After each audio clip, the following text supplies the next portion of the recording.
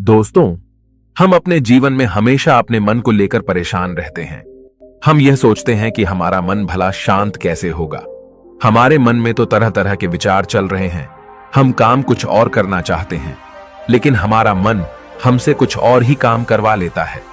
इससे पहले कि आप अपने मन को शांत करने का प्रयास करें, यह जानना जरूरी है कि मन का व्यवहार शांत होने वाला है ही नहीं। अगर मन शांत होने वाला हो सकता तो इस दुनिया में सभी के मन शांत हो गए होते और हर कोई अपना जीवन सुखी सुखी बिता रहा होता। फिर न तो कोई हंगामा होता और न ही किसी तरह की कोई तकलीफ। सभी का जीवन खुशी खुशी बीत रहा होता। फिर न तो आप और न ही मैं पैसे कमाने के पीछे भाग रहे होते। समस्या तो यह है कि हम ज्यादा से ज्यादा चीजें इकट्ठा करना चाहते हैं, क्योंकि हमें लगता है कि हमारे पास जितनी ज्यादा चीजें होंगी हम उतना ही सुखी रहेंगे। लेकिन वास्तविकता तो यही है कि बाहर की किसी भी चीज में कोई सुख नहीं है और न ही उनमें कोई दुख है।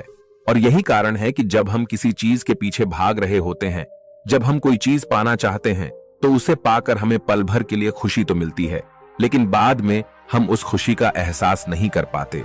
वह खुशी दुख में परिवर्तित हो जाती है। और इसी प्रकार से हम एक चीज से दूसरी चीज, दूसरी से तीसरी चीज के पीछे लगातार भागते रहते हैं, क्योंकि हमें ऐसा ही लगता है कि यदि हम वह चीज पालेंगे तो हम सुखी हो जाएंगे। लेकिन वास्तविकता में वही सुख हमारे दुख का कारण बन जाता है, जिस कारण हमारा मन बेचैन रहने लगता है। हम उस चीज को पाने के लिए तरह तरह के उपाय करते हैं, जिस कारण हमारा मन और भी बेचैन होने लगता है। और यह बेचैनी धीरे धीरे चिंता का रूप ले लेती है और हमारा मन पूरी तरह से अशांत हो जाता है। हमें कुछ भी अच्छा नहीं लगता। हमें लगता है कि जो कुछ हमने मांगा था उसका उल्टा हो रहा है। सब कुछ हमारे विपरीत जा रहा है। और फिर हम अपने मन को शांत करने के लिए ध्यान करना शुरू करते हैं, क्योंकि एक ध्यान ही वह मार्ग है जो हमें ज्ञान की ओर ले जाता है। वह हमें यह बताता है कि बाहर किसी भी चीज में कोई सुख नहीं है और न ही दुख है। दुख और सुख तो हमारे मन का भ्रम है।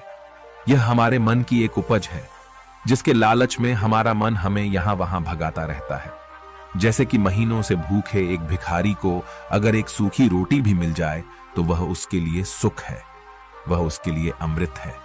और ठीक उसी के विपरीत, यदि किसी धनवान के घर पर 56 प्रकार के भोग भी बन जाए, तब भी वह उसे खाकर तो दुखी ही रहेगा। यह तो उनकी मनस्थिति पर निर्भर करता है। इसे और अच्छे से समझने के लिए आज की जो कहानी मैं आपको सुनाने जा रहा हूं, इस कहानी के माध्यम से आप यह समझ पाएंगे कि हमारे मन की स्थिति क्या है और हम इसे कैसे नियंत्रित कर सकते हैं। तो चलिए बिना किसी देरी के कहानी शुरू करते हैं। एक समय की बात है, एक गांव में एक युवक रहता था जिसका मन बहुत ही अशांत रहता था। वह हमेशा तनाव में रहता। वह अपने मन को शांत करना चाहता था, लेकिन उसे कोई भी उपाय नजर नहीं आ रहे थे। उसके जीवन में कई प्रकार के दुख थे, जिनके कारण वह हमेशा तकलीफ में रहता, तनाव में रहता। एक दिन उसे पता चला कि उसके गांव में एक बौद्ध भिक्षु आए हुए हैं, जो सभी को दुख और सुख पर उपदेश दे रहे हैं। वह युवक तुरंत ही घर से निकला और उनके आश्रम जा पहुंचा। वहां पर पहुंचने के बाद उस युवक ने देखा कि वह बौद्ध भिक्षु सभी गांव वालों को उपदेश दे रहे थे। बौद्ध भिक्षु कह रहे थे कि सभी के जीवन में कोई ना कोई सुख और दुख तो आता ही रहता है, जिस कारण हमारा मन बहुत अशांत रहता है। और एक अशांत मन इस दुनिया का कोई भी सुख नहीं ले सकता। फिर चाहे उसे पूरी दुनिया की धन दौलत ही क्यों न मिल जाए, वह उसे पाकर भी दुखी ही रहेगा। परंतु जिस व्यक्ति का मन शांत है, उसके पास चाहे कुछ भी हो या न हो, वह हर छोटे पल का आनंद ले सकता है। वह हर पल को खुशी खुशी जी सकता है। इस दुनिया का और इस जीवन का परम सुख भी प्राप्त कर सकता है। इतना कहकर उन बौद्ध भिक्षु ने अपना प्रवचन समाप्त कर दिया और वापस आश्रम की ओर लौट गए। युवक भी उनके पीछे पीछे आश्रम पहुंच गया और इस युवक ने उन बौद्ध भिक्षु से कहा, हे गुरुवर, अभी कुछ देर पहले आप उपदेश दे रहे थे कि एक शांत मन हर पल का आनंद ले पाता है, हर पल को सुखी सुखी जी पाता है। लेकिन इस दुनिया में सभी के पास मन है और सभी के मन अशांत है, तो ऐसे में भला अपने जीवन को कोई सुखी सुखी कैसे जी सकता है। इस दुनिया में शांत मन किसी के पास नहीं। मेरे पास भी एक ही मन है और वह भी शांत नहीं है। गुरुवर, क्या आप बता सकते हैं कि मैं अपने इस मन को कैसे शांत करूं? तभी बौद्ध भिक्षु ने उस युवक को ध्यान के बारे में समझाया, ध्यान के फायदे बताए और उसे कहा, बेटा, ध्यान करने से हमारा मन शांत हो जाता है। हम विचारों के दलदल से बाहर आने लगते हैं और इस कारण हमारे जीवन में सुख उत्पन्न होने लगता है। यदि तुम भी अपने जीवन में सुखी होना चाहते हो, अपने मन के इन विचारों के दलदल से बाहर निकलना चाहते हो, तो तुम्हें ध्यान करना चाहिए। तुम्हें ध्यान का अभ्यास करना चाहिए, क्योंकि यही वह मार्ग है जो तुम्हारे मन को शांत कर सकता है और तुम्हें सही राह पर ला सकता है। उस युवक ने उन बौद्ध भिक्षु की बात मान ली। उस युवक ने उन बौद्ध भिक्षु को प्रणाम किया और वापस घर चला गया। घर पहुंचने के बाद उसने ध्यान करना शुरू किया। वह रात भर ध्यान करता रहा, लेकिन उससे उसे कोई लाभ नहीं हुआ। इस कारण वह अगली सुबह फिर से उन बौद्ध भिक्षु के पास पहुंचा और उन बौद्ध भिक्षु से कहता है, गुरुवर, आपके कहे अनुसार मैंने रात भर ध्यान किया है, लेकिन उससे मुझे कोई लाभ नहीं हुआ। मेरा मन तो अभी भी अशांत है। आप तो कह रहे थे कि ध्यान करने से हमारा मन शांत हो जाता है। तभी वह बौद्ध भिक्षु उस युवा से कहते हैं, ध्यान कोई एक बार करने की चीज नहीं है। यह तो अभ्यास है और धीरे धीरे समय के साथ मन शांत होता जाएगा। इस पर वह युवक कहता है, हे गुरुवर, मेरे पास इतना समय नहीं है। मुझे कोई ऐसा मार्ग बताइए जिससे जल्दी जल्दी मेरा मन शांत हो जाए और मैं खुशी खुशी अपना जीवन जीने लग जाऊं। ऐसे तो मेरा बहुत समय बर्बाद हो जाएगा। मुझे कुछ ऐसा बताइए गुरुदेव, जिससे मेरा मन आज के आज और अभी शांत हो जाए, जिससे मैं सुख की अनुभूति कर पाऊं, मुझे सुकून मिले। उस युवक की यह बात सुनकर बौद्ध भिक्षु मुस्कुराने लगे। उन्होंने उस युवक से कहा, बेटा, मेरे पास तुम्हारे लिए कुछ ऐसा है जिससे तुम्हारा मन अभी के अभी शांत हो जाएगा। इतना कहकर वह बौद्ध भिक्षु अपने आश्रम में गए और अंदर से एक घड़ा लेकर आए और उस युवक को थमाते हुए कहते हैं, जाओ और पास की बह रही उस नदी से इस घड़े में पानी भर कर लाओ। उन बौद्ध भिक्षु के इतना कहने के बाद उस युवक ने वह घड़ा हाथ में ले लिया और नदी की तरफ जाने लगा। उसके बाद मन ही मन सोच रहा था कि लगता है यह गुरु पागल है, इन्हें कुछ नहीं पता। भला यह घड़ा मेरे जीवन में शांति कैसे ला सकता है? यह मेरे मन को शांत कैसे कर सकता है? लेकिन उसके पास और कोई रास्ता नहीं था, जिस कारण उसने घड़ा लिया और पास वाली नदी के पास पहुंच गया। उसने उस नदी में से उस घड़े में पानी भरना शुरू किया, लेकिन जैसे ही उस व्यक्ति ने उस घड़े को नदी से बाहर निकाला, तो उस युवक ने देखा कि उस घड़े के चारों ओर छोटे छोटे छेद हैं, जिससे पानी तेजी से बाहर की ओर निकल रहा था।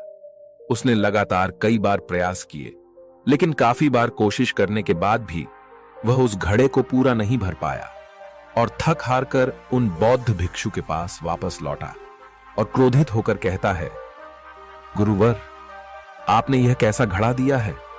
इसके चारों तरफ तो छेद है। भला मैं इसमें पानी कैसे भरकर ला सकता हूं? जब भी मैं पानी भरता हूं, इस घड़े के छेदों से सारे पानी बाहर निकल जाते हैं। इस घड़े को मैं पूरा नहीं भर सकता। तभी वह बौद्ध भिक्षु उस युवक को शांत कराते हुए कहते हैं, बेटा, शांत हो जाओ। तुम्हें तुम्हारे प्रश्न का जवाब ही तो दे रहा हूं, और यदि तुम क्रोधित अवस्था में इस जवाब को सुनोगे तो इसे समझना तुम्हारे लिए मुश्किल हो जाएगा। इसलिए शांत हो जाओ और मेरी बात समझने का प्रयास करो। ये जो घड़ा मैंने तुम्हें दिया है, इसे अपना मन समझो, और मन केवल दो ही प्रकार से शांत हो सकता है। पहला यह कि तुम उसे लबालब पूरा भर दो और उसमें कुछ भी और आने जाने की जगह न बचे। क्या तुम इस घड़े को इस प्रकार भर सकते हो? इस पर वह युवक कहता है, हे गुरुवर, मैं इस घड़े को लबालब नहीं भर सकता, क्योंकि जब भी मैं इसमें पानी भरता हूं, सारा पानी तो छेद से बाहर निकल जाता है। तभी वह बौद्ध भिक्षु उस युवक से कहते हैं, ठीक इसी तरह हम भी अपने मन को कभी नहीं भर सकते। हम जितना इसमें डालते जाएंगे, वह सब कुछ हमारे शरीर के द्वारा बाहर आता रहेगा। फिर चाहे वह क्रोध हो, प्रेम हो या फिर दया, हम जो भी अपने अंदर आने देते हैं, वही हमारे अंदर से बाहर भी आता है। और इसीलिए मैंने तुम्हें छेदों वाला घड़ा दिया, क्योंकि ये हमारी मन के जैसा ही है। और जब हम इस मन को बस भरना चाहते हैं, तब तुम अपना समय बेकार कर रहे हो। क्या तुम्हें एक पल के लिए भी ये नहीं सोचा कि इसी प्रकार तो तुम अपने मन को भरने में भी लगे हुए हो? क्या इससे तुम्हारा समय बर्बाद नहीं हो रहा? क्या इससे तुम्हारा जीवन बर्बाद नहीं हो रहा? क्योंकि जिस भी चीज से तुम अपने मन को भरोगे, वह तो बाहर निकल ही जाएगी। उस युवक को अपनी गलती का एहसास हुआ। वह तुरंत उन बौद्ध भिक्षु के चरणों में गिर गया और उन बौद्ध भिक्षु से कहता है, गुरुवर, आपने सच कहा। मैंने कभी भी इसके बारे में नहीं सोचा कि मैं अपना जीवन अपने आप ही बर्बाद कर रहा था। ठीक है, मैं तो इस बात से अनजान था, लेकिन आज आपने मेरी आंखें खोल दी। परंतु गुरुवर, अगर यह मन को पूरी तरह भरने का पहला तरीका मन को शांत नहीं कर सकता, तो मन को शांत करने का दूसरा तरीका कौन सा है? गुरुवर मुस्कुराते हुए उस आदमी से कहते हैं, दूसरा तरीका है कि अपने मन को पूरी तरह खाली कर दो। इस पर वह व्यक्ति कहता है, गुरुवर, आप ही मुझे बताइए कि मैं अपने मन को खाली कैसे कर सकता हूं। तभी बौद्ध भिक्षु कहते हैं, बेटा, यह तो बहुत ही सरल है। बाहर का कूड़ा अपने भीतर मत जाने दो। इस प्रकार तुम्हारा मन अपने आप ही खाली हो जाएगा। वह व्यक्ति कुछ देर सोच विचार करने के बाद बौद्ध भिक्षु से कहता है, हे गुरुदेव, यह कैसे संभव है? जो भी हम देखते हैं, सुनते हैं, वह हमारे मन में ही तो जाता है, वह हमारे भीतर की ओर ही तो जाता है। फिर मैं उसे कैसे रोक सकता हूं? इस पर बौद्ध भिक्षु मुस्कुराने लगे और उस युवक से कहते हैं, बेटा, मैं तुम्हें यही तो समझाने का प्रयास कर रहा हूं कि मन को केवल ध्यान से ही जीता जा सकता है और एक दिन ध्यान करने से कुछ नहीं होने वाला। हमें इसके लिए समय देना होगा, हमें इसके लिए धैर्य रखना होगा, इसका निरंतर अभ्यास करना होगा। आगे बौद्ध भिक्षु उस युवा से कहते हैं, बेटा, क्या तुम्हें प्यास लगी है? युवक कहता है, हां गुरुवर, मुझे बहुत जोरों की प्यास लगी है। इस पर उन बौद्ध भिक्षु ने उस युवक को पानी पिलाया और कहा, ये लो, पानी पी लो, इससे तुम्हारी प्यास बुझ जाएगी। लेकिन मुझे एक बात बताओ, क्या आज पानी पी लेने से फिर तुम्हें कभी प्यास नहीं लगेगी? तुम कभी फिर मुझसे पानी नहीं मांगोगे? इस पर वह युवक कहता है, गुरुवर, आप कैसी बातें कर रहे हैं? पानी तो हमारे जीवन का एक हिस्सा है, इसके बिना तो हम मर जाएंगे। और आप कह रहे हैं कि आज पानी पी लो और उसके बाद मैं कभी पानी न पीऊं। यह भला कैसे संभव है? प्यास तो हमें रोज आती है और हम रोज पानी पीते हैं, इसके बिना तो हम मर जाएंगे। तभी बौद्ध भिक्षु मुस्कुराते हुए उस युवक से कहते हैं, ठीक इसी प्रकार एक दिन के ध्यान से हमारा मन शांत नहीं हो सकता। उसे भी रोज भूख लगती है और उसे रोज रोज हमें आहार भी देना पड़ता है। उसे भी रोज पानी पीने की जरूरत पड़ती है और ठीक उसी प्रकार हमें हर दिन ध्यान करने की भी जरूरत पड़ती है। और जब हम निरंतर ध्यान करते हैं, इसका अभ्यास करते हैं, तो देखते ही देखते हमारे मन की भूख शांत होने लगती है और एक समय पर हमारा मन सारे विचार उत्पन्न करना बंद कर देता है। तब वह बाहर से कुछ भी ग्रहण नहीं कर पाता और जो कोई भी विचार हमारे भीतर है, वह सारे विचार देखते ही देखते समाप्त हो जाते हैं। और इसी प्रकार धीरे धीरे हमारा मन शांत होने लगता है। आगे वह बौद्ध भिक्षु उस युवक से कहते हैं, बेटा, तुम ही तो कह रहे थे कि तुमने रात भर ध्यान किया है, लेकिन उसके बाद भी तुम्हारा मन शांत नहीं हो रहा। बेटा, तुम चाहो तो 1 घंटे के लिए ध्यान कर सकते हो, चाहो तो पूरा दिन भर तुम ध्यान करो, लेकिन इसका लाभ भी तुम्हें उतना ही मिलेगा। अर्थात मान लो तुम 1 दिन के लिए ध्यान करते हो, तो इससे तुम्हारे मन को भी शांति केवल कुछ समय के लिए ही मिलेगी। यह हो सकता है कि वह 1 घंटे के लिए शांत रहे या फिर केवल कुछ क्षणों के लिए, लेकिन वह शांत अवश्य होगा। लेकिन जैसे ही उसे फिर से भूख लगेगी, वह फिर से अशांत हो जाएगा और फिर से यहां वहां भागने लगेगा और वह अपने विचारों की तलाश में आगे बढ़ेगा, क्योंकि उसे भी तो भूख लगी है, उसे भी तो खाना चाहिए, उसे भी तो पानी चाहिए। जैसे कि जब तुम्हें भूख लगती है, तुम अशांत हो जाते हो, क्योंकि तुम्हें भोजन चाहिए, पानी चाहिए, ताकि तुम अपने पेट की भूख को मिटा सके और तुम्हें शांति मिले। इस पर वह युवक कहता है, आप सत्य कहते हैं, मैं ही गलत था, मेरी ही गलती है। मैं अपने मन को अवश्य शांत करके रहूंगा, फिर चाहे इसके लिए मुझे कितना भी समय क्यों न लग जाए, मैं भी उस सुख को प्राप्त करके ही रहूंगा। मैं इस खाली घड़े में पानी भरकर अपने जीवन को बर्बाद नहीं करना चाहता। मैं अपने मन को शांत करके ही रहूंगा। मैं अपने मन को पूरी तरह से खाली कर दूंगा। इतना कहकर उस युवक ने उन बौद्ध भिक्षुओं को प्रणाम किया और वापस अपने घर की ओर लौट गया। दोस्तों, हम लोगों के जीवन में भी कई प्रकार की समस्याएं हैं और हम उन समस्याओं का समाधान करना चाहते हैं। और अंत में हमें जो मार्ग मिलता है वह ध्यान है।